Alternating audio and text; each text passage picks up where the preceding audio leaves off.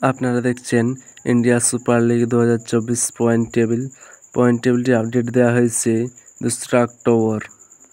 গতকালকে Hyderabad FC versus Chennai এফসির মধ্যে ম্যাচ ছিল। ম্যাচটি ড্র হয়েছে, তাই আজকের পয়েন্ট টেবিলটি এরকম।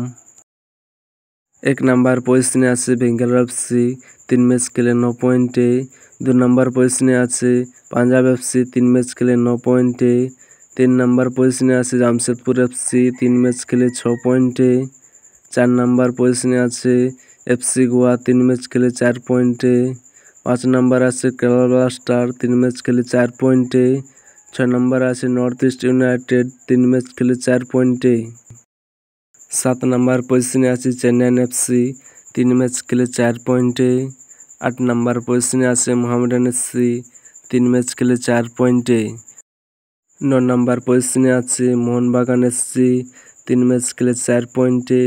10 নম্বর পজিশনে আছে ওড়িশা এফসি, 3 ম্যাচ খেলে 3 পয়েন্টে।